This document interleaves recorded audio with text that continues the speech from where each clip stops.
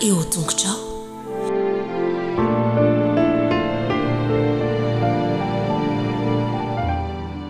Mioby ho an' Jehova ary tany rehetra, manompo an' Jehova amin'ny fifaliana, mankanesa eo anatrehany amin'ny fiobiana. Aoka ho fantatrareo fa Jehova no Andriamanitra, izy nanao antsika ary azy isika, dia olony sy ondry fiandriny. Midera eo amin'ny vavahadiny amin'ny fisaorana ary eo ankanjany amin'ny fiderana. Misaora azy, mankalazany anarany. Fa tsara Jehova, mandrakizay ny famondrapony, ary miatra amin'ny taranaka faramandimby ny fahamarinany. Ho fiderantsika an'Andriamanitra, andesika hiaraka anao ny hira fiderana fa 3:30. Hira fiderana fa 3:30 andiny rehetra ny ataotsika.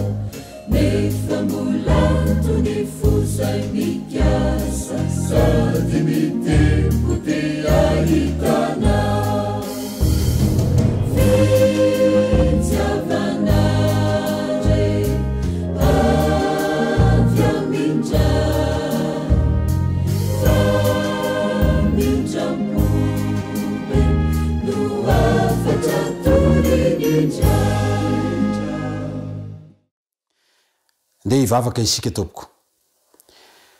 Andriamanitra tomponay tsara sy masina indrindra izay any an-danitro, manolotra ny dera ny laza ny saotra ny voninahitra ao anao zay, ianao lay tompony tompo mpanjaka ny mpanjaka.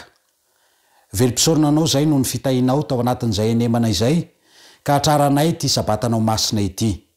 Ankehitriny tompo malalo dia hanolotra izao fanompona masina izao anao zay, nirena indrindra mba ho anitra manompofina amin'ny seza fiandriananao zany.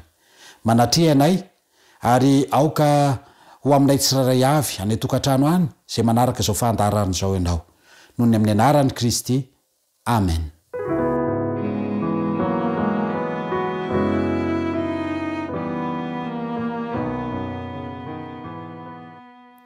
Faly miarabantsika rehetra tratra ity sabata masina ity ary fifaliana ho anay no manolotra ho anareo izao fandaharana izao indray any tokantrano tsiraray avy any manonona ny fiadanany tompo amintsika tsiraray avy ary nirary mba ahitantsika aim-panahy ery vaovao indray ahafahantsika miatrika eny manao vaovao indray tsy hoela eo ambany fitarihan'ny fahasoavan'andriamanitra koa dia manarafinaritra ho amintsika tsiraray avy ary mino izay fa ny fitahin'andriamanitra dia ho amintsika mandrakariva ankehitriny avy hatrany dia anaraka ny tatitra maneran-tany isika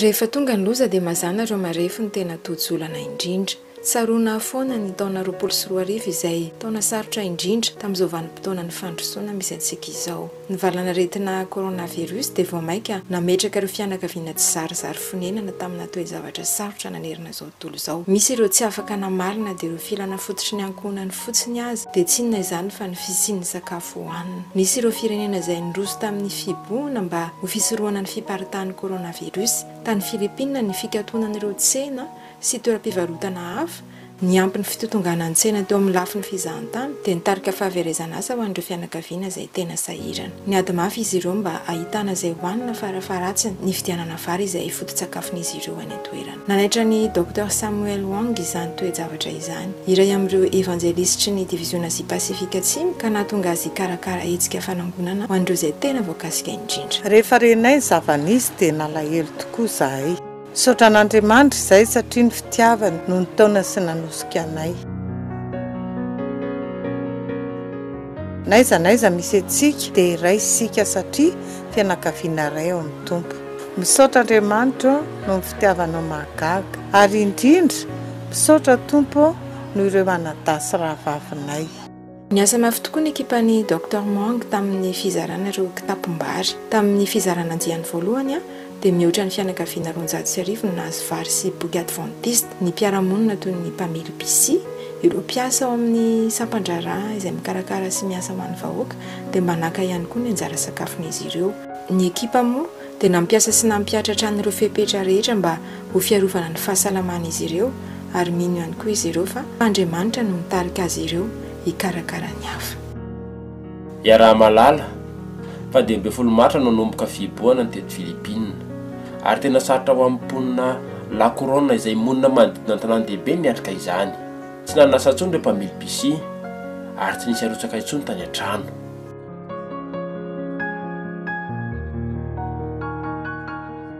tsapanay ny olana dia nikariko avaolana zahay mba hahafahana manangona ho fanampiana azy ireo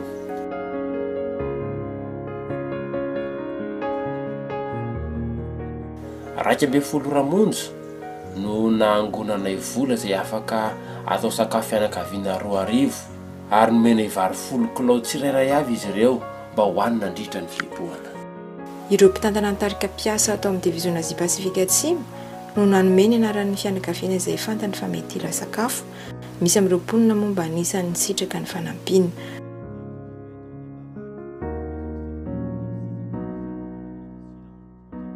nozaraina indray ireo vary andiany faharoa efatrandro tatsiaoriana izay no tsy nzaraina ho ana fianakaviana 700 mitotaly kitapombary 700 nampiana boky adventiste moa izany satria tian'ireo ekipa ihany koa ny amaly ny filan'ireo mponina eo amin'ny ara-panahy nanararoatra izany moa ireo mambra ary nizara tamin'ny toerana samihafa amin'ny fotoana toy ireny mantsy no afaka nyotsika ny fitiavantsika ny hafa nanaraka ny dia tongotra Jesosy no nataonay izany ake natao hoe adventiste amin'ny tandrana ny andro fafita miteny amin'ny anaran'ireo mpamily bisi aho zava-dehibe ho anay tokoa ny nandray ireo vary 10 kilao tena maneho fakasitrahana azo fisaorana amin'ny tafotafo manoloana izao fihetsika natao amin'ny fiangonana adventiste mitarina ny andro fafito izao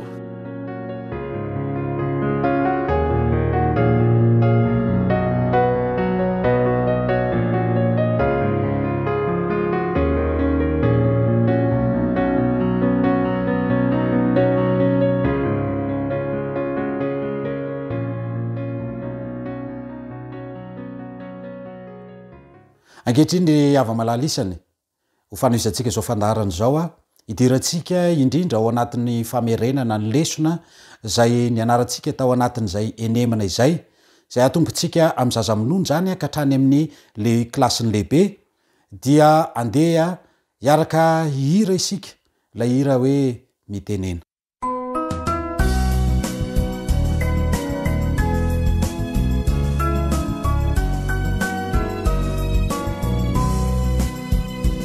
Emisauchanao Jesu malalo chachizao futona mamizao yanaranai antunguchao izai pianachao kuambitenenale Jesu malalo izai iainuchalanao kahirote nyadamina itwechapechaka wampunaya kuambitenenale Jesu malalo izahai iainuchalanao kahirote nyadamina itwechapechaka wampunaya irote nyadamina itwechapechaka wampunaya.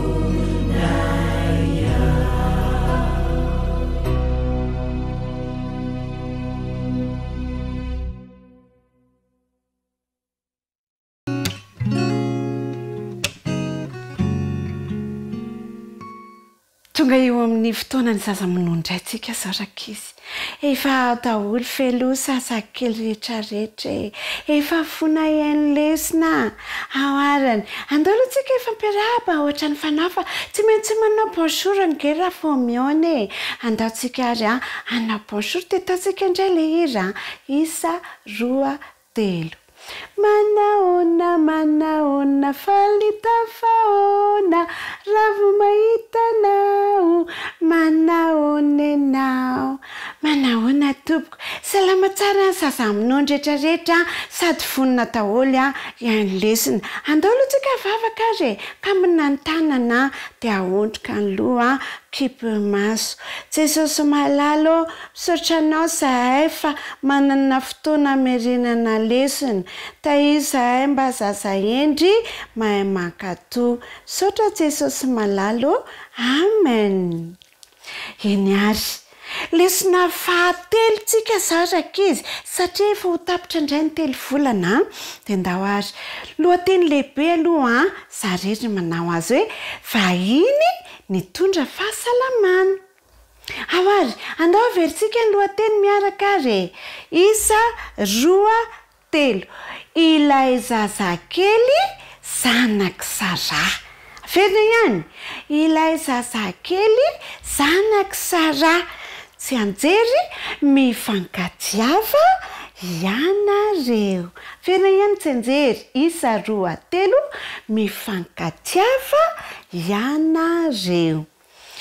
Efa intsika tamin'ny hery ndrakizy fa nampalahelo be Sara fa tsy mba nanana zazakely ange izy tsy mba niteraka izy dia nampalahelo be izy teo izy Abrahama hoe Sara sady nkapokapoany teo amin'ny sorokany aza malahelo fa mbola ho ananjanaka ianao any aorianany.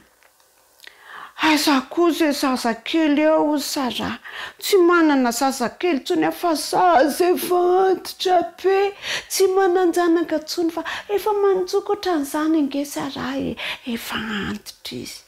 Dray andro rakizy nisy vahiny tonga tao amin'ny Sara sy Abrahama. Nisy vahiny tonga tao odio mandroso tompoko dia nandroso ny vahiny. Inona tompoko ny atao anareo zay? Inona ny menanareo? Mihinana sakafo nareo? Dia hoy le sakafo hoy le vahiny hoe andraso aloha fa misy vaovao mahafaly lazaina anareo. Misy vaovao mahafaly lazaina anareo. Afinkenao i Abrahama sao iteraka zazakely i Sara vadinao. Kay rakizy eno Sara tao ambadimbadika tao zany resaka zany. Ny meme be Sara iteraka hony any efa zaza efa antitra be teniteny foana le vahiny fa i Abrahama kosa rakizy nangato nanaiky na anaraka ny tenin'ny vahiny teny karakarana sakafo ny vahiny rehefa aveo ny vahiny de lasa nandeha tenitenen'ny Abrahama tamin'ny Sara hoe Sara io ara lay vaovao mafaly fa iteraka honitsika iteraka zaza kely isika de hoy Sara hoe so de mba tsy mariny zany de ho hitatsika amin'ny herindray toy ny tantara hoe niteraka tokoa ferakizy Sara mila manana faharetana de mila matoky an'Andriamanitra mila manana faharetana mila matoky an'Andriamanitra zay indray lesika androany aloha fa toy izy atsika indray izy amin'ny heriny endry tsara rakizy fa mbola mitoy ny lesonzoky fandalosika ifanao veloma avary dia mifanao veloma veloma veloma dia mifanao veloma amin'ny herindray veloma tompoko andetsika hivavaka ary misaotranao zay Jesosy eo fa nomenao lesona mahafinaritra ta io mandrakarivo zay mba hanana faharetana sy fahatokinanao misaotra Jesosy malalo amen veloma rakizy kely amin'ny herindray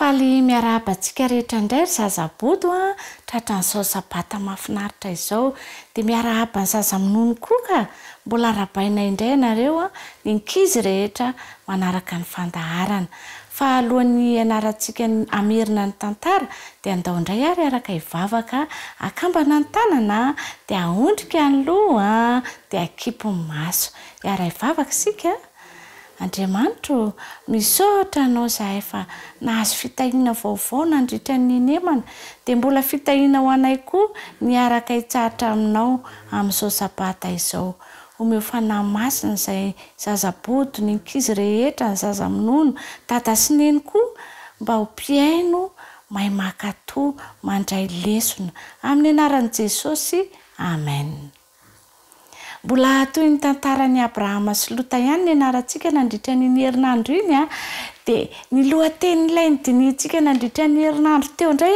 dia hoe ny famonjena nataon'ny Abrahama dia ilay misy teny natao Dadid eo amin'ny Genesis 4:7 andiny 7:20 efa nataonareo tsy anjery ve dia efa mahay daholo andao ary araka merina isika manisa 3 isa 2 3 iza tsy andray amin'izay rehetra mety ho anao andao hoe averina indray iza tsy andray amin'izay rehetra mety ho anao bravo ny trano nipetrahan'ny Abrahama reky izy tamin'izy tany amin'ny alehany tany amin'ilay toerana nitondran'Andriamanitra azy dia tsy mba trano ohatran'itsika izao fa trano lay na hoe tanty izay nipetrahany rehefa nisara toerana izy Lota tamin'ny lesontsika tamin'ny farany iny dia lasa nandeha Lota samy nanana ny nalehany izy dia izao ndray andro izay vao maraina dia nipetrapetraka teo ambaravarany trano lay na hoe ny tantiny i Abrahama dia natazana olona anankiray miazakazaka be izy ary iny nitazaniny tsara ohatran'izao lehilahy anankiray miazakazaka nanatona ny Abrahama rehefa tonga teo amin'ny Abrahama izy sepitra be le lehilahy dia nitantarainy ny Abrahama zao nisy ady lehibe fa ny mpanjaka ny Sodoma niaraka amin'ny mpanjaka hafa niaraka nandeha nanafika tanàna ry zareo dia resy ry zareo dia lasa nitafian'le fahavalony ry zareo reo dia nalay nataony baby daholo ny olona rehetrarehetra nipetraka tao Sodoma ny biby ny volamena ny volafotsy nalain'ireo olona ireo daholo dia lasany koa ilota zanadralanao sy ny ankohonana lasany daholy ny saintorakizy Abrahama nahino an'izany resaka izany. Andraso kely eo aloha izy mahatsy le olona dia izy nikisaka kely nangataka izy nivavaka izy nangataka tamin'Andriamanitra mba hanoro lalana azy amin'izay tokony ataony. Rehefa avy eo nangoniny avokoa ny miaramilany rehetra dia nananamana anankitelo koa i Abrahama dia ireo olona anankitelo namandreo manana lehilahy betsaka dia natsony daholo ireny namandreny miaraka andeha hanavitra ny Lota ry zareo andeha hanafika koa zany zareo. Dia izao no izy hoy Abrahama ry zareo avy aloha aloha andeha fa rehefa tonga ny alina dia hotratraritsika izy dia amin'izay izy voatafitsika dia tsy manam-pona inana inona. Tena ataondry zareo tokoa zany paikady zany raiky izy ary dia resy ireo fahavalo ireo. Taitra be mihitsy ny Lota nahitany i Abrahama dadatoa izy faly be izy nahitany Abrahama dia hoy Abrahama andao sika ody. Rehefa kaiku tonga tany an-tranon'ny Lota tany Sodoma zany dia nisy lehilahy anankiroa nitsenandry zareo ny mpanjakan'ny Sodoma ny anankiray dia ny anankiray i Melkizedeka mpanjakan'ny Salema sady mpisoron'Andriamanitra nge Melkizedeka dia nitondra sakafo ho andry Abrahama izy ireo. Dia nitsofiny Melkizedeka rano i Abrahama hoe efa natolotra Andriamanitra anao fandresena tamin'ny ady iny dia hoeto daholo ireo azonao hoentina ny vahoaka ny biby ny volamena ny volafotsy fa zao tsy nentin'ny Abrahama fa hoy izy hoe zaho ozy izy tsy hakan'izany fa tsy zany nandehanako nandeha ny ady fa hanavitra an'ireo olo ireo dia zao omeo sakafo ireo olo ireo. Dia nisain'ny Abrahama ny biby nanisa 1 2 3 4 5 6 7 8 9 dia natolotra ho fanatitra ho an'Andriamanitra zay 10 dia ny apafolo ny volamena sy ny volafotsy koa natolotra ho an'ny Andriamanitra izany rehetra izany. Faly be Abrahama fa nitarika azy Andriamanitra dia nandresy izy. Sika koa ngeraka izy tokony ho faly fa afaka manampy olona ohatra ny Abrahama sika tsy miady sika fa manampy azy ohatra hoe mitondra entana, manao raharaha manampy an'ireny olona ireny, manome sakafo ireny olona tsy manana sakafo ireny, manome akanjo dia manampy ny hafa isika ary izay ny tena tian'Andriamanitra ho ataontsika satria ankonan'Andriamanitra isika dia mifanampy avokoa. Dia ny farana treo ary ny fandaharantsika fa amin'ny herin'ny indray dia veloma daholo.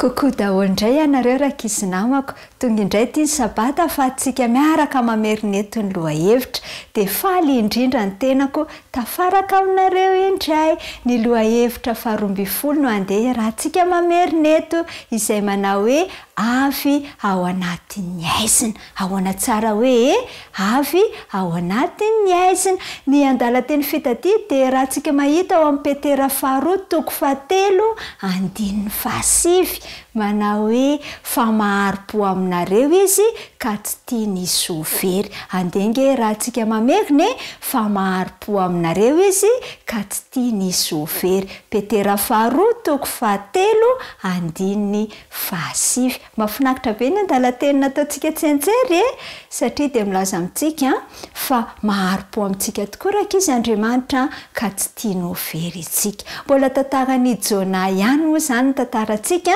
ankehitriny zany Jona dia ao anatin'ny trondro, tao anatin'ny kibon'ny trondro ka dia nentin'ny trondro izy namonjy ny morona tao anatin'ny 3 andro no nitoerany tao anatin'izany kibon'ny trondro zany rakizy. Nanana fotoana lava be Jona nafahany ny vavaka, nafahany resaka tamin'Andriamanitra sy ny talao tamin'Andriamanitra fa tsy nety ny zavatra nataony ka dia niainy tokoa Andriamanitra ka dia nanao drafitra indray zany Andriamanitra amoaka ny Jona avy ao anatin'ny trondro dia tafavoaka tao anatin'ny trondro tokoa ngerakizy Jona rehefa tafavoaka tao izy dia tsy navelan'andriamanitra amin'izao a fa ozy izy hoe mandeha makany Ninive ianao a dia ambarao a izay zavatra asiako ambaranao a Ninive fa dia horavana ny tanàna Ninive ato anatin'ny 40 andro rehefa afaka ny 40 andro izany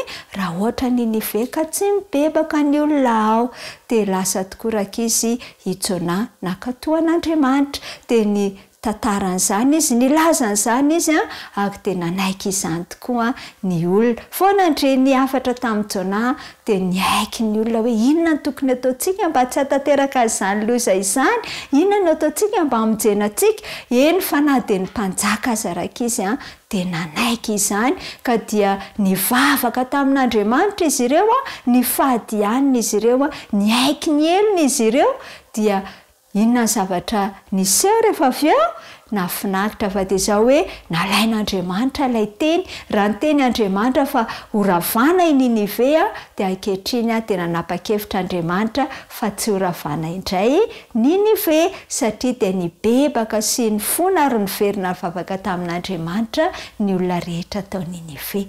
Izao sy anao koa ngeraka izy ninona fahotana ataontsika dia tsarovy a raha miaiky itsika ka mifona amin'Andriamanitra dia manome famonjena ho antsika indray Andriamanitra ka ny loza izay mety tady ahazona saika azo antsika ary dia ahazon'Andriamanitra angeny maninona manafoana izany ka andeha ary itsika anatona an'Andriamanitra amin'ny fofen'ny fitiavana iaiky ny fahotantsika dia hizara ny fitiavany amin'ny hafa koa ary vonina indray hanao dingana vaovao amin'ny fanarana an'Andriamanitra tahaka nataon'ny Jona ka dia ny tompo tany ankizikely rehetra ho ankizy ho mpitory ny afa-pamonjena amin'ny hafany izao sy ianao rehefa avy niaiky ny fahotantsika sy nanaiky indray ankatoan'Andriamanitra eo amin'ny fiainantsika dia izay indray ary ny androany mirary sabata mahafinaritra ho santatra ny sabata any an-danitra ho ay sy ho anao ny tenako dia veloma daholo.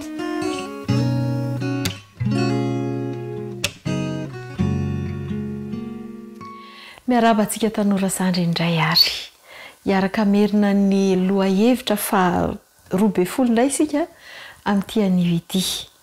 Ny lohateny izay ny anarantsika nandritry ny herinandro dia ilay hoe ilay tena sakaiza, ilay tena sakaiza.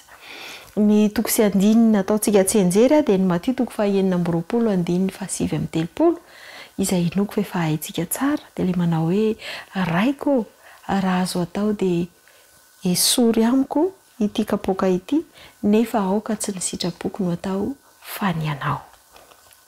Inandray raha zavatra hitantsika nandritra n'izay fotoana herinandro ny anarantsika n'ity lohahevitra ity izay. Hitantsika tao anatin'ny lohahevitra iny fa na dia Jesosy ary dia nandalo zavatra sarotra ny fiainany. Tsy voatery hoe nandeha ny lamina tsotra fotsiny izao satria hoe zanak'Andriamanitra izy dia tokony higorisa fotsiny ny fiainany fa nandalo zavatra izay tsy mahafinaritra azy izy. Tsy voatery hoe tsy maintsy mahafinaritra daholo ny zavatra rehetra kanefa izao nekeny ny sitrapon'ny rainy. Raha ny faniriany dia hoe tsy handalo an'io tena zavatra mahamay sy fijaliana be io satria efa fantany mialoha ny zavatra andalovany.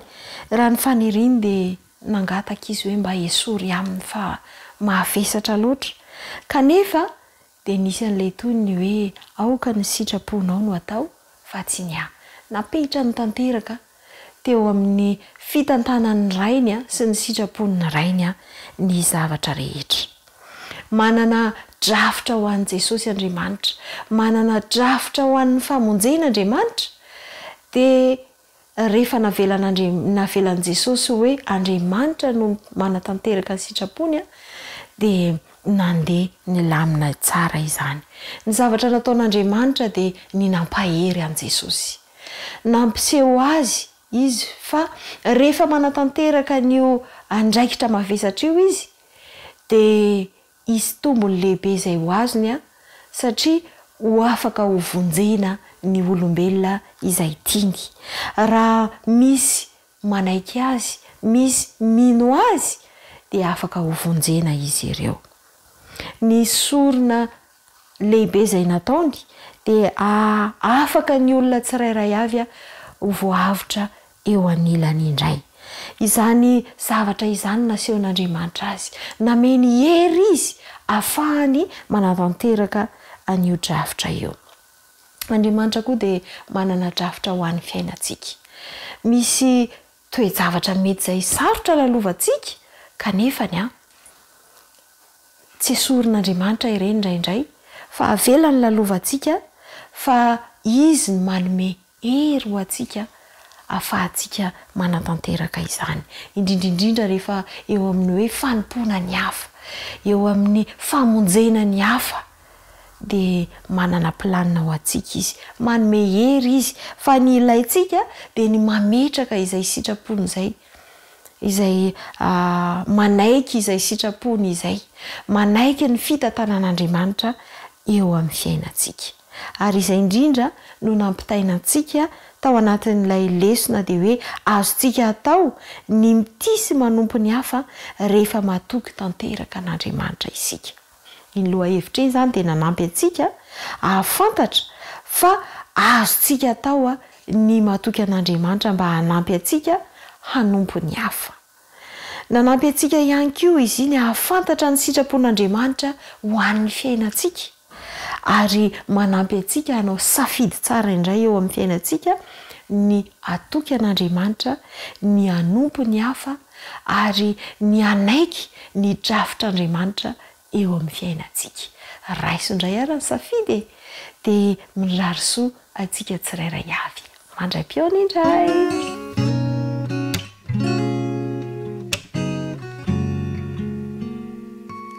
Amin'ny fifaliana indray ny ara-banantsika rehetra natratra izao fotoana izao izy hamerenantsika ny lesona 12 indrindra miaraban'ireo tanora mantoanto rehetra natratra izao fotoana izao.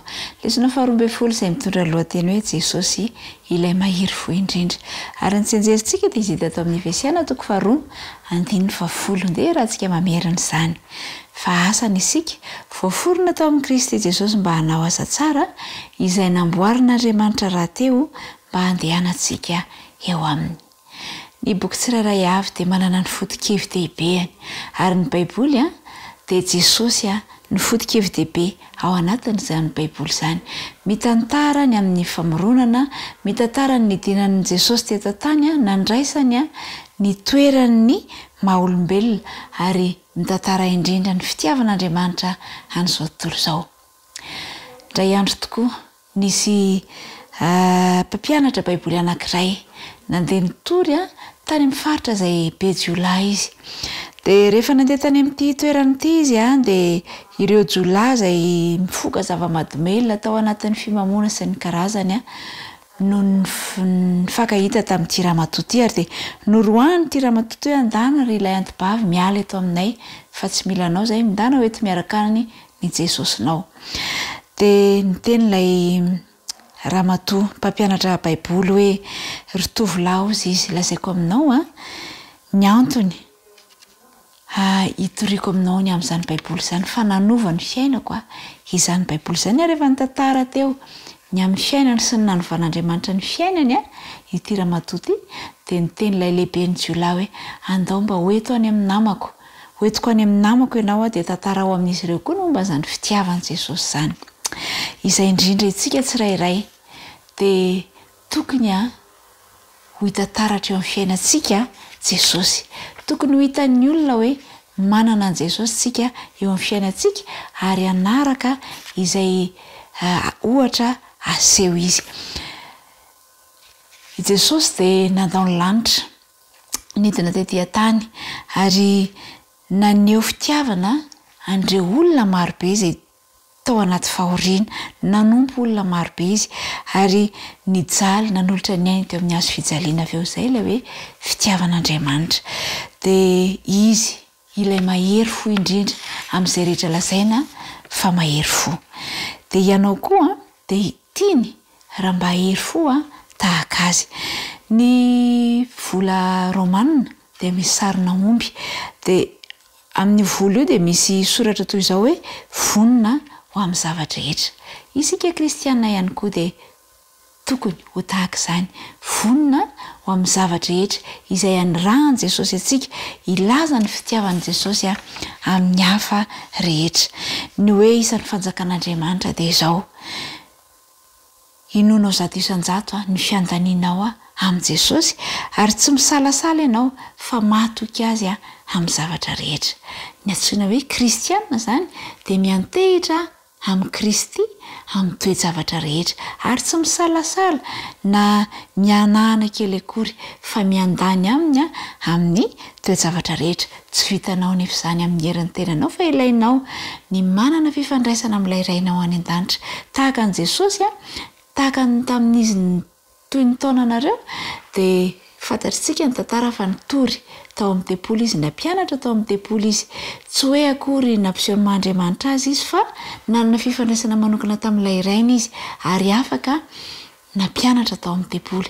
Ianao ihany koa ry tanora mantoanto ilainao ny mifandray amin'Andriamanitra mandrakariva ary dia hitany hafa fa manana an' Jesosy ianao ary dia anaraka anao mora foana ireny namanao ireny rehetra izay mifampikasoko aminao ireny satria mahita an' Jesosy eo amin'ny fiainanao izy. Ny rariko dia ianao dia ho isan'ny mahery fo n' Jesosy, miaramila an' Jesosy mafana fo indrindra. Mirary soa indrindra ary.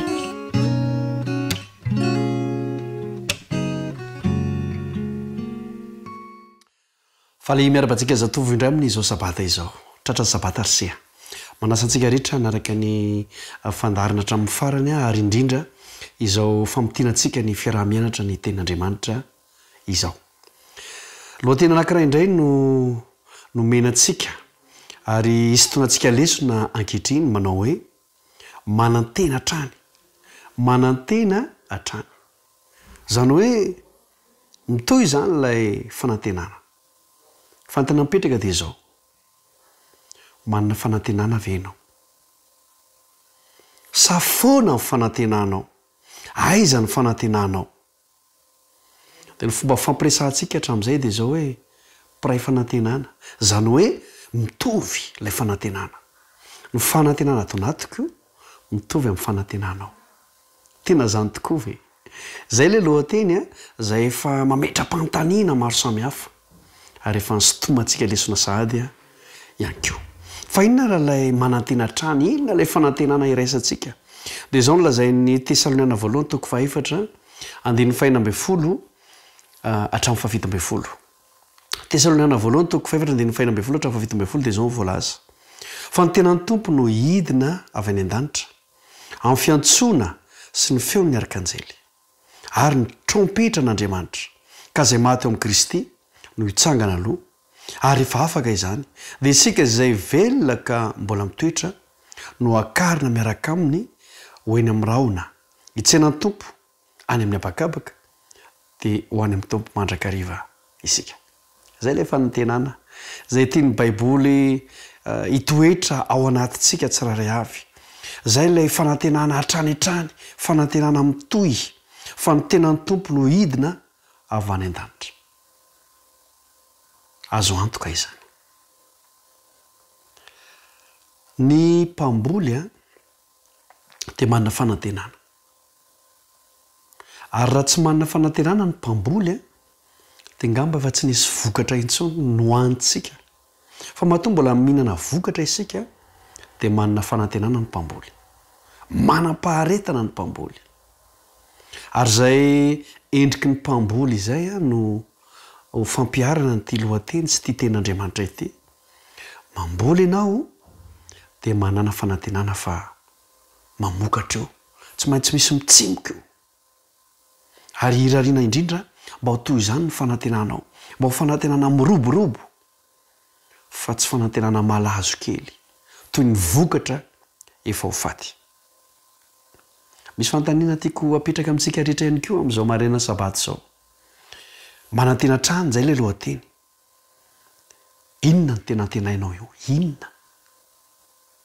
Fanontaniana mila valina izany. Inona ny tena antenainao? Mety manana zavatra antenaina tsy haiko 3, 4, 5 ve ianao? Fa ny zava-dehibe izay iraisantsika dia izao: ny tenan'ny tompo hidina avy any an-danitra ho avy Jesosy. Zay ilay fanantenana lehibe. noho izany aoka tsy ho takona n'ireo karazana fanantenana kely marobe izany fanantenana izany amin'ny maha-olombelona atsika dia fanambolena atao anatintsika izany fanantenana izany ka ingana ny fanantenanao ny fanantenako mba ho fanantenana ara-baiboly inona ny tena antenainao io ary dia isika ny mamaly azy fa ny baiboly ihany koa dia mampianatra ny amin'ny andininy hafa fa raha izao fiainan' izao no antenaintsika dia ahantra indrindra isika ahantra indrindra isika satria tsy etsara ny fiainana ankehitriny sy no avy fa hiaratsy mandrakariva ka izay no mahatonga an'ilay hoe raha izao fiainan' izao no antenaintsika dia mahantra indrindra isika ary mety zany mahatonga ny olona sasany mety mahatonga anao ihany koa mahantra ankehitriny satria tia fiainany ty no antenainao fa raha mibanjana ilay fiainana mandrakizay ianao omenanao fanampiny ity eto amin'izao tontolo izao ity farany mampirisika antsika indray amin'izao sabata izao mba hizara fanantenana ihany koa rehefa azonao antoka fa ny tenany tompo dia hidina avy any an-danitra toy ny akarany no hidina indray hoy ny anjely dia izao zarao zany fanantenanao zany zarao fanantenana azo antoka izany toy izay indray ary raha fitinina ny loha hevitrintsika dia irariko mba hitombo fanantenana isika menakavy manam-piresaka indray ary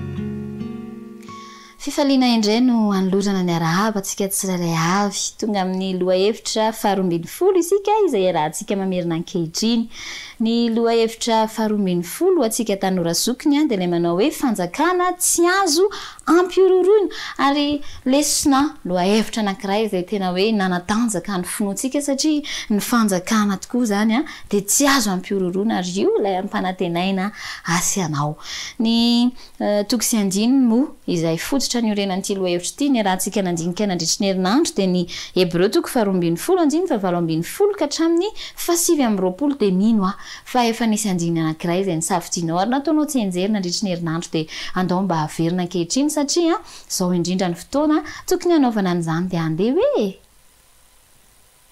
eny ary fanjakana tsy azo ampiororoina rehefa nianatra isika dia nahita fa ity hebreo toko faharoambin'ny folo andiny fa valoambin'ny folo ka hatramin'ny fasivy amin'ny roapolo izay hoe fototra toko iorenan'ny lesontsika ity a dia io indrindra mihitsy niteboka misongadina indrindra ao amin'ny epistily ho an'ny hebreo satria dia io no amtinana ny FDB izay tena tiany Paoly ampitaina ao anatin'ity boky ity dia ny amin'ny famerenana ilay foto-kevitra tany am-boalohany efa ny rahantsika nahita fa niresaka tamintsika tamin'ny lalan'ny zanany Andriamanitra ary mila miaino ny zanak'Andriamanitra mila miaino an Jesosy ampahalianana ampitandremana fatratra isika ny rahantsika nianatra tanatin'ny loha hevitra iny fa ny fanoritsoritana an Jesosy mantsy ao amin'ity hebreo toko faharoambin'ny folo ity a dia mamintina ny fanambaran'ny Paoly ao amin'ny epistily momba azy dia ny hoe Jesosy no mpana lalana amin'ny fanekena vaovao ary Jesosy no mitondra famonjena ho an'ny mpino amin'ny lalan'ny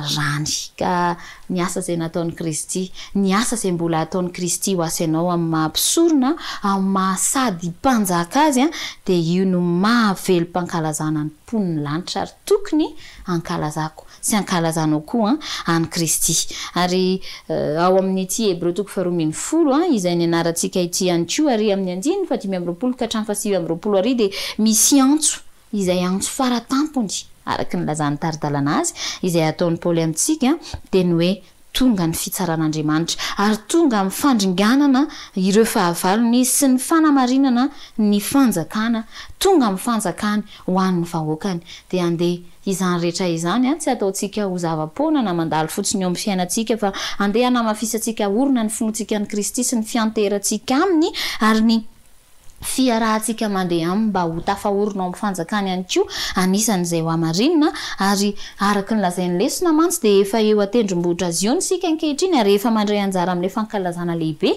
dia andeha hoe kentsika ampinono zany andeha hiainana ampinono zany dia isan'andro isika tsy hanao tsinitsinina na hanao kitotoa intsony fa hiaina araka izany satria Kristy ilay lamatoa ambony indrindra izay nanaiky ho mpiray lova amintsika no efa indro fa eo ambaravarana efa akaiky efa ankatoka hiditra ao amin'ilay tanàna masina isika andeha tsy hiaina tahaka ny mbola mpivahiny intsony fa efa tahaka ny miaina any amin'izany fiainana mandrakizay izany ary araky ny izay nyresahan'ny lesona araky ny resahan'ny boky ny hebreo moa dia hoe efa eo atendrombohitra azy io na isika dia efa tokony miaina mifanandrify amin'izay tokony hiainana eo amin'izany ny angatahana amintsika ny resahan'ny lesona tamintsika dia hoe aoka zany tsika isan'andro ho feno fankasitrahana ary ny fiainantsika raha eo tendrombohitra azy io na dia ho fanehoana amin'Andriamanitra ny fihetsika rehetra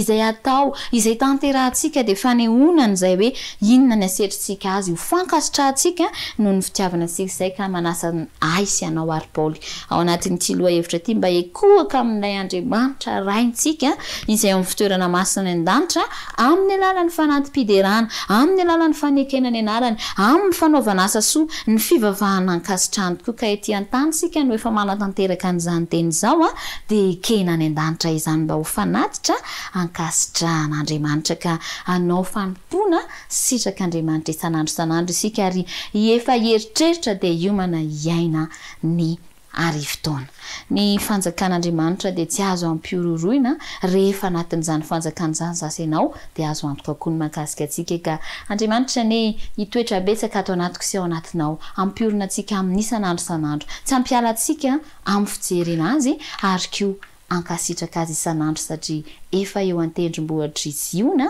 ary hieritreritra sahady ny iainantsika any amin'ny ary fotoana miaraka aminy. Samy tain'Andriamanitra mirary sabata sambatra ho an'ny tsirairay avy.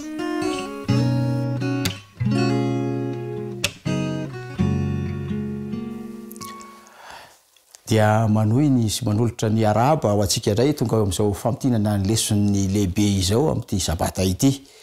Ary ava-malala ny lesona nandritry ny 3 volana dia tao anatin'ny boky ny epistily ho an'ny Hebreo. Epistily izay anisan'ny manan-danja satria epistily izay voalaza manokana fa iorena ny finoana manontolo. I Jean-Luc Chrysostome izay mpanoratra fahiny dia nilaza mihitsy mikasika ity epistily ity manao hoe izy no manambara sy mamoitra ireo tontolo ny fahamarinana momba ny Kristy. Nazaina mazava tsara eto ary tiako milaza amintsika fa nisoratana ihany koa ity epistily ity mba ahafahan'ireo mpino izay mahalala ny fahamarinana tao amin'ny tempoly mba hino lay Jesosy Kristy. Amin'ity herinandro ity isika dia niara-nianatra ny lohahevitra hoe fanjakana tsy ampirorona. Fanjakana tsy ampirorona. Inona no finosiny ary inona no niresahany zany tao anatin'ny herinandro tamintsika niara-nianatra. Andeha hoe raha tsika mamerina aloha ny teny fototra izay niarahana notadidiana, niezahana notadidiana tao anatin'izany herinandro zany dia hitantsika amin'ny Hebreo 12:7. Koa satria mandray fanjakana tsy azo ampirorona isika, dia aoka isika anana fahasoavana hoentsika manao izany fanompoana sitrak'Andriamanitra amin'ny fanajana sy amin'ny fahatahorana. Izay ilay andalan-teny izay niorenana izao fampianarana izao. Hoy taminareo teo hoe ny epistily ho an'ny Hebreo dia manambara sy mampiariary ny fahamarinana ny amin'ny asan'i Kristy. Efa hitantsika tamin'ireo tokolasa rehetra izay fiarahana mandinika izany. Hitantsika tamin'izany hoe Jesosy tompon'ny finoantsika sy mpanefa azy vao tamin'ny herinandro lasika nianatra an'izany. Nisy hitantsika Jesosy mpisorona be antsika, Jesosy ilay zanak'Andriamanitra, Jesosy ilay mpanalalana, Jesosy ilay rahalahy mahatoky. Ireny rehetrarehetra ireny dia entintsika manambara ny amin'ny asan'i Jesosy Kristy ary manambara ihany koa ny maha-izy azy. Ny andalan-teny izay rahantsika nandinika tamin'ity herinandro ity izay hita ao amin'ny Hebreo 12:7-20 kosa no azo lazaina fa manan-danja indrindra eo anivon'ity fahamarinana raha manatra tao anatin'ny bokin'ny Hebreo ity. Raha nandinika isika sy namakafaka izany andalan-teny izany dia hitantsika mazava tsara ny toerana misy atsika. Hitantsika mazava tsara ny zavatra ataon'Andriamanitra ho antsika olombelona ary hitantsika mazava tsara ny vokatra izany zavatra nataon'Andriamanitra izany. Andeha hojerentsika izany rehetrarehetra izany ary hozaraintsika roa lehibe ny fandiniantsika ity fandiniana androany ity. Ny voalohany dia izao hoe inona no toerana ametrahan'Andriamanitra antsika olombelona. Inona no toerana hitondran'Andriamanitra antsika olombelona. Fizarana voalohany izay. Ary ao anatin'izay fizarana voalohany izay no ahitantsika mazava tsara eo amin'ny 9:20 azafady ny Hebreo 12:20 ny amin'ny toerana izay hitondran'Andriamanitra antsika. Izao no vaky ny teny fa ianareo tsy mba eo amin'izay tendrombohitra azo tsapaina sady mirehitra afo dia eo amin'ny fahamaintisana sy aizina ary tafio-drivotra. Toerana nyresahany Paoly eto. Dia lazay ny mazava tsara ny ava-malala fa tsy eo amin'ny toerana izay azo tsapaina isika. Mazava izany no tiana lesahana ary tian'Andriamanitra ho fantatry ny mpino sy mamaky ny epistily ny Hebreo rehetrarehetra fa Andriamanitra dia mitondra ny mpino eo amin'ny toerana izay ataony hoe toeram-boninahitra, tendrombohitra moa ilazany azy eto, izay ahafahan'izy ireo miaona amin'Andriamanitra. Tsy azo tsapaitanana ny fanambarana fa toerana azo ny saina ale kosa nefa. Izao no fanambarana ary izay no tiana resahana amintsika rehetrarehetra eto voalohany indrindra zany. Eo amin'ity andalan-teny ity dia mazava fa hoentin'Andriamanitra eo amin'ny Kristy isika mba eonaminy amin'ny alalan'ny finoana izany. Finoana no idirantsika ao amin'ilay toeram-boninahitra, ilay tendrombohitra ziona zay resahana eto. Tsy misy zavatra tsampahitanana izany fa ny finoantsika zay navohitra ny Hebreo 12. Io finoana io no hihaonana ao amin'Andriamanitra. Ary io toerana io dia tsy inona ihany koa, tsy toerana raisina na tsapaina amin'ny varitana miary, fa toerana zay ahafahantsika mahalala ny andraikitra raisin'i Kristy. Izao no fanambarana raha mamaky ny Daniela 7 isika, 7 azafady, dia mitandisa ny mpaminany Daniela ao amin'ny 7 ny amin'ny fipetrahan'ilay mpitsara, dia lay mpife matsy azafady, lay mpitarika ny fitsarana, da ilay Andriamanitra izany, lay raibe, lay fahagola, hoy ny fanambarana, mipetraka ny mpitsara. Mazava izay teny zay, manambara ny amin'ny fisiny zany fipetraperana izany izy. Ary tian'Andriamanitra hoentina ny sain'ny mpino rehetrarehetra hieritreritra fa eo amin'izany asa izany Andriamanitra ankehitriny. Eo amin'ny asa izay hitondrany ny olona rehetra. Tian'Andriamanitra ho fantatra ny voary manontolo, indrindra antsika zanak'olombelona, fa misy anjara toerana na anjara andraikitra ataon'Andriamanitra momba antsika amin'izao fotoana izao. Ny Apokalipsy 7:9 sy ny 7, indrindra fa ny 7, dia mamotra ny teny io mazava tsara. Hoy ny fanambarana ao amin'ny 7, matahoran'Andriamanitra, omeo voninahitra izy, fa tonga ny andro fitsarana. Izay toerana izay zany no voalohany. Ary izay toerana izay no tian'Andriamanitra idirana voalohany. Ny faharoa dia ity, ao anatin'izay asany mampitsara azy zay, inona no tian'Andriamanitra ho fiainana na fihetsika izay andehanan'ny olombelona. Ndeha ho jerevantsika ny ao amin'ny vakiteny izay hitantsika tao anatin'ny fiarahantsika mandinika tao anatin'ny herinandro. Rehefa fantatritsika fa andalo fitsarana isika, inona no fihetsika ataotsika amin'ny maha-olona atsika dia izao ny tsotra indrindra, tsy maintsy misy tahotra ao anaty. Ary izay tahotra izay dia tsy tian'Andriamanitra ho lay tahotra mampangovotra, fa lay tahotra manova toe-tsaina izany, lay tahotra manova fomba fieritseretana izany, lay tahotra mitondra fanajana izany. Dia raha vavakintsika lay 7 amin'ilay Apokalipsy 4:12 dia hoy izy, matahoran'Andriamanitra, omeo voninahitra izy.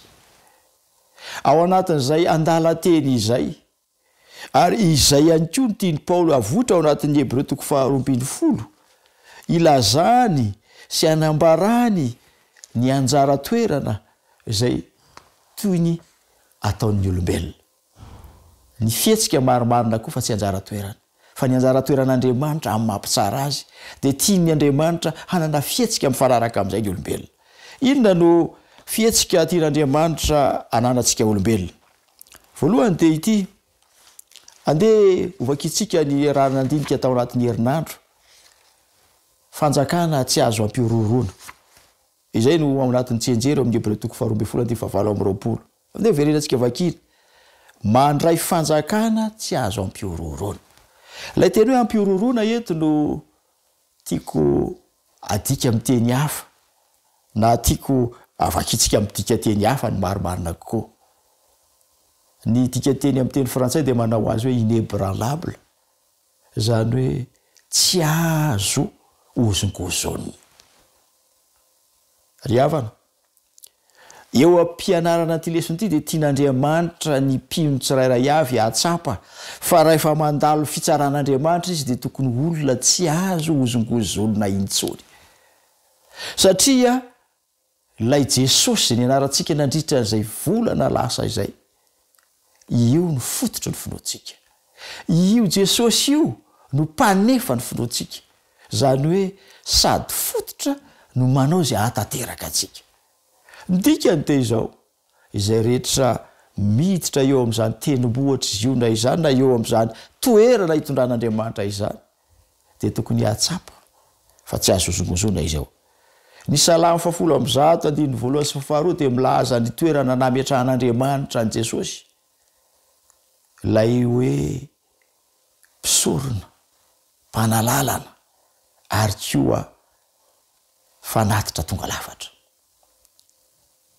evana zay andalateny zay na izay fahatsapana izay de mamatra zava-dehibe eo amin'ny toetsaina maha-kristianina isan'andro vokany faharoa zay tokony ho hita eo amin'ny fiainana sy vokatry ny asa zay ananatsika de ity izao ny voasoratra aoka ho feno fankasitrahana isika miantso atsika Andriamanitra mba hay anome fankasitrahana izao no voasoratra ao anatin'ny andalateny arahantsika nandinika tamin'ny herinandro koa manasa atsika i Paoly mba hiakohaka amin'ilay Andriamanitra fa ny ho mpankasitrahana voalohany izany de ny fitodiana amin'Andriamanitra rehefa mamaky ny Apokalipsy 4:7 tsika de zao voasoratra miankofy eo anatrehany izay nanao ny lanitra sy ny tany ary ny ranomasina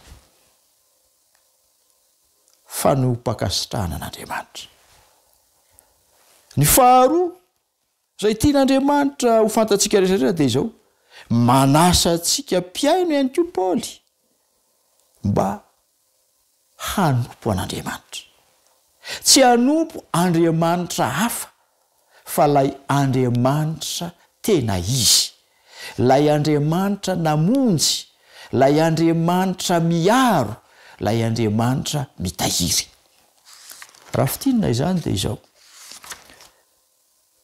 raha nandinika ty loha hevitra fanjakana tsy azo ampiororona ity sika na fanjakana tsy azo ozongozona ity sika de izao zavatra sarobidy no men'Andriamanitra anao hoy izy koa satria mandray fanjakana tsy azo angozongozona na ampiororo isika de aoka isika anana fahasoavana hoentsika manao izay fanompona sitrak'Andriamanitra amin'ny fanajana sy amin'ny fatahorana reo andalateny ireo na ireo teny izay navohitra ireo no tian'Andriamanitra ihany koa iaina ny mpino tsirairay avy iainatsika isan'andro koa andeha ho fiarahantsika mamaky ny teny famaranana atao amin'ity fiarahamandinika ity izao no voasoratra mandritry ny vanim-potoana eo anelanela ny fiavian'i Kristy sy ny fidina n'ilay Jerosalema vaovao dia manondro fitsarana ny amin'ny toe-javatra izay mianjady amin'ny taranak'olombelona rehetra Andriamanitra izao anefany miantso ny olombelona izay efa nanana anjara amin'ny finoana izy tsy atahotra satria azo antoka ny finoana izay efa nomen'ilay tompony finoantsika azo antoka ihany koa ny fampanantenana izay omen'ilay tompony finoantsika ka irina ry ao ambalala raha nianatra nyity lesona ity tsika satria ity loha hevitra ny Hebreo 12:7 ity no famotinana ny Hebreo ray manontolo zao ny fanambaran'ny mpanoratra ity andalateny eo amin'ny Hebreo 12:7 ity no azo amtinana ny hevi-dehibe rehetra sy famerenana ny foto-kevitra momba n'izay rehetra momba ny Kristy zanak'Andriamanitra ka raha ao anatin'ny fandaniana izay andalateny izay tsika zany de tokony ho tsarovantsika ireo zavatra ireo manana zavatra azo antoka ianao tsy ozongozonina izany tsy vilivily izany ary tian'Andriamanitra iorina tanteraka isika izao isika de hiditra eo amin'ny fotoana manokana anaovantsika ny fanatitra momba ny sekoly sabata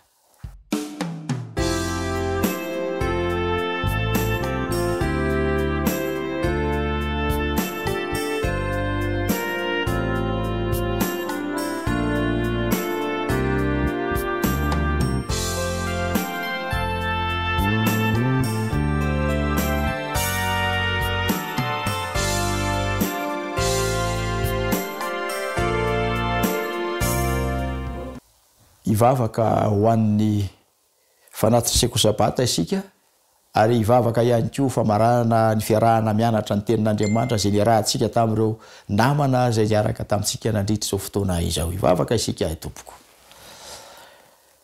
Misaotranao tompo satria nomenao anay ny fahafahana namerina ny teninao androany, namitina ny marimarina kokoa. Navotranao taminay fa azo antoka ny famonjena amin'ny alalan'i Jesosy. Ary ianao dia mitondra anay eo anatrehanao isan'andro ahatsiaro izany famonjena izany.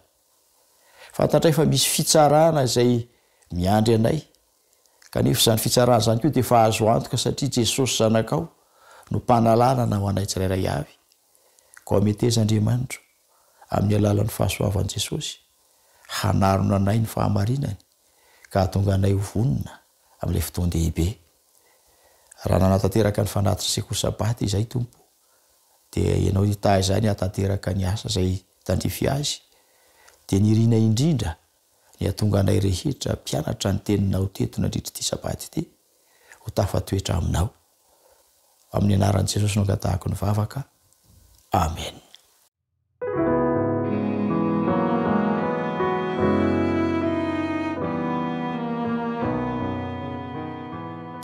Mametraka ny mandram-piona sy mandram-pitafa antsika rehetrarehetra tompoko, makasitraka ny amin'ny faharetana narahantsika ny sekosabata teo. Afaka fotoana vitsy amin'ny 10 dia iroso amin'ny fitantarana manokana isika izay etsika makalaza ny andro manokany tanora maneran-tany izay eo amin'ny fiangonana Adventista amin'ny tanany andro fahafito. Mirary soa antsika rehetra tompoko.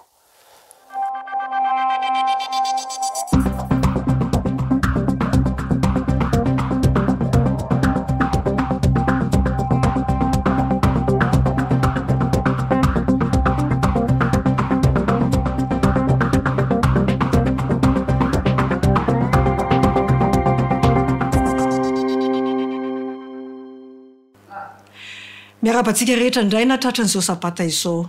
Ny voninahitra ny laza trano asanatro an'Andriamanitra be fitiavana satria noho izany fitiavana izany no mbola velomantsika andratrarantsika izao sabata izao.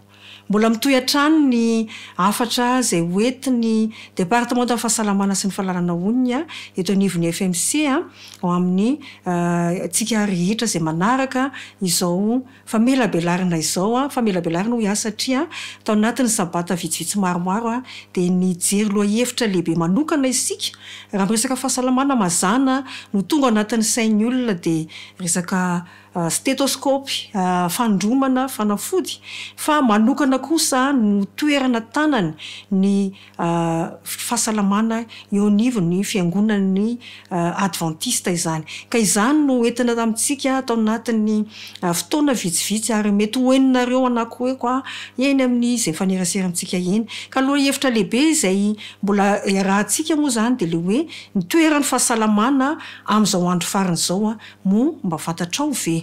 Dia averitsika tao anatin'izany teo aloha lavabe izany fa misy faritra anakoa ao amin'ny atidohantsika ao no miantoka no afintsika mandrakizay. Izay zany manomboka an'ity sampana fahasalamana ity satria mahakasika faritra lehibe anankiray anankiroa moa zany hitantsika eo amin'ny sary eo ny fototry ny asa lehibe izay imasony dia mikarakara an'ireo faritra anankiroa hitantsika amin'ny sary eo. Dia ny système limbika izany le menamena dia ny mangamanga le cortex préfrontal le hoe lobe frontal averina hatrany satria ny famerenana araka ny hitany manam-pahaizana dia mampitoetra ny afatra ary rehefa mitoetra anatin'ny saintsika ny afatra dia lasa fiovan-toetra izany ka averina ombenombeny tsy sasatra mamerina fa tsetsina io lobe frontal io ary mahazo vahana indrindra ny système limbika ilay menamena izany ary zany amin'ny fahazahoany vahana izany dia no le fomba fiainantsika izay ahitsy amin'ilay fanafody mandrava sarotra izay atolotr'Andriamanitra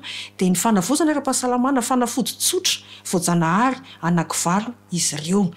Ny ampatsiaivina efa hitantsika tany amin'ny fandarana voalohany mihitsy fa miaina amin'ny andro fanomboakase isika. Ity fanomboakase voambolana ity de mety efa hentsika izy eo hitantsika ao anatin'ny baiboly, omenantsika eto indray ny fampatsiaivana, ny famaritana.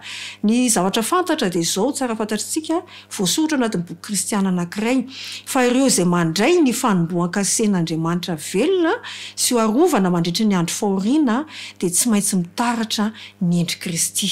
Vaninandro fanomboakase ny ainatsika, ny vaninandro aoriana zao de le hoe andro fahoriana irotsahan'ilay loza fito farany ao anatin'ny baiboly avokoa zany dretra zany koa averina etona fa otsika zay mbola zay lina te alala bebe koa noho izany satria tsy afaka manateraka izany isika eto afaka manatona anay. Ny fanomboakase averina izany fa izy io de mira famerenana ny endry Kristy eo amin'ny kristiana eo amin'ny vahoakan'Andriamanitra. Mira izany koa fanamasinana ary zany fanamasinana izany de asa ataona Jesosy ao amin'ny fitoerana masina indrindra ao an-danitra amin'izao fotoana izao. Ny olona zay mahafantatra malala akizay voasoratra amin'ny baiboly fa traité ny dossier-tsika Jesosy manao ny asa fitsarana miady varotra atsika zany zay nandray asa tompo sy mpamonjy ao anatrehan'Andriamanitra dia miezaka mamerina ny endriny eo aminazy tsara avy zay le atao hoe fanamasinana. Kanefa de io zany hitantsika fa nisy olana izy io hitantsika tamin'ny famelabelarina tany aloha zany. Ny tsara fantatra ihany koa zany fa io andro fanomboakase io de mira hoe andro fanavotana. Zany de hita ao anatin'ny resaka ao amin'ilay boky kristiana anankiray ny tena fifoazana marina. Zany hoe Jesosy averina ihany fa ao amin'ny fitoerana masina indrindra izy mandalo eo anatrehan'ny fitsaran'ny lanitra zany ny dossier tsika tsara avy. Jesosy zany no mikarakara mikirakira izany ary fantatritsika tsara fantatritsika fa madiva no voafaritra sahady no anjarany tsiray avy amin'izao fotoana izao. Tsy fantatritsika zany ny katonany zay le hoe fikatonan'ny dossier fa zao no fantatritsika raha tamin'ny andro zanak'Israely io andro fanomboakase andro fanavotana ainatsika zao de tamin'ny zanak'Israely de ny zavatra ataon'izy ireo dia miory izy ireo ao amin'ny fitoerana masina indrindra ny mpisorona be manao le asa fanelanelanana ho azy ireo ka miory ny zanak'Israely. Fa amin'izao andro zao kosa rehefa nandeha ny scanner ny fitiliana zay natao lay mpitsabo lehibe teny ampanidina reny dia hitantsika fa izao tontolo zao sy ny vahoakan'Andriamanitra dia mamo. Hitantsika tamin'ny fampahafantarana famelabelarina tamin'ny fotoana sabata tamin'ny heriny zany de hitantsika amin'ny Mateo 4:7-7 ka hatramin'ny fa 1:7 tsara resintsika tsoratra zany ary vakitsika ampifatoana izany rehefa averintsika mamaky amin'ny fotoana milamina. Ny fantaniana mipetraka de hoe manao ahoana ary momba antsika ao anatin'izany fotoana manetriketrika sy mahatahotra izany raha mandalo anatrehany lanitra ny dosiako ao fitoerana masina indrindra Jesosy ilay misolo vavantsika no mitondra zany dosiantsika eo anatrehan'ny lanitra de mipetraka ny fanontaniana hoe manahoana tokoa ny fitondrantenantsika raha tamin'ny zanak'Israely de miory izy ireo fa zao ny voasoratra indrisy fa avonavina no manjaka ao amin'ny fiangonana an'Andriamanitra ao daholo no hitany atao hoe fiatsaram-belatsia, ny fampitahana, ny fitiavan-damody, ny fikatsahana ny zava-poana sy ny fahafinaretana, ny faniriam-pahefana. Zany de voasoratra anatin'ilay boky kristiana hoe ny tena fifoazana marina pejy 13 paragrafy 2. Hitantsika fa ny système limbika zany no tena mahazovahana be, mahazoaina be, aretina izany voatily tamin'ilay scanner-ny lanitra hitantsika amin'izao. Ka ny antso ny anjely fahatelo de hitantsika tamin'ny famelabelarina teo aloha fa miantso ampisafidy asa ianao handray ilay tombo-kasen'Andriamanitra zany hoe hamerina ny endrika Jesosy eo amintsika tsara avy.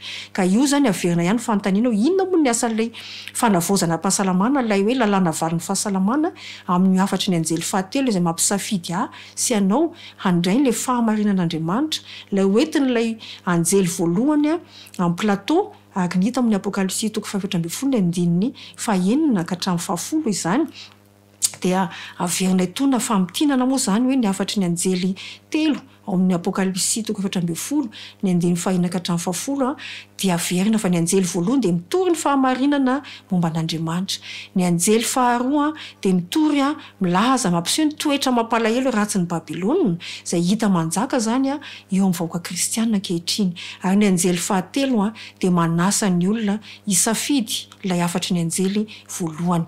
De averina eto ihany moa le toko sy andindrantsika tany am-boalohany fa mahatonga ny olona tsy isafidy ilay plateau voalohany zay hoetiny anjely voalohany ilay fahamarinan'Andriamanitra, ny fanamarinana amin'ny finoana ny momba ny sabata, de satria lavo amin'ny fisotrona ny divay hoentin'ny Babilôna zay hitantsika amin'ny apokalipsy 9 ny andiny faharoa ka hatramin'ny fahatelo izao tontolo zao ny kristianina. Babilôna de mira fanoherana fiaikiana an'Andriamanitra ary ny divay de fampianaran-diso, fampifangarona ny fahamarinana amin'ny fampianaran-diso, ary vokatr' izany de mamo ny ponina tamin'ny tany tamin'ny divay ny fijangajangany hoentin'ilay mpanjaka ny tany zay hitantsika amin'ny apokalipsy 7:10 ny andiny faharoa, hitantsika amin'ny kisarisary, ary tenin'Andriamanitra de mampitandrina fa voafitaka izao tontolo zao. Tandremo izy sao de voafitaka satria manaiky hisotro ilay divay zay fampifangarona ny fampianaran-diso amin'ny fahamarinan'Andriamanitra, ary mampitandrina ihany tenin'Andriamanitra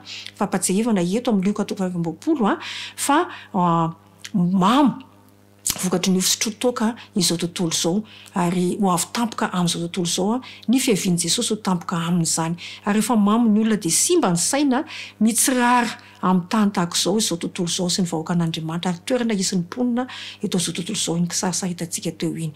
Ny afatry ny anjely fahatelo de averina arak'izany fa mampirisika ny olona hanao ny safidy tsara izany, ary zay no asan'ilay lalàna valin'ny fahasalamana, ilay hoe fanavaozana ara-pahasalamana, de manampy azy ianao zany hanana saina salama ahafahana manao safidy tsara handray ny plateau zay hoentin'ilay anjely voalohany ao amin'ny apokalipsy 7:10 ny andiny fahaenina, satria ny olona mamo tsy afaka anao safidy tsara.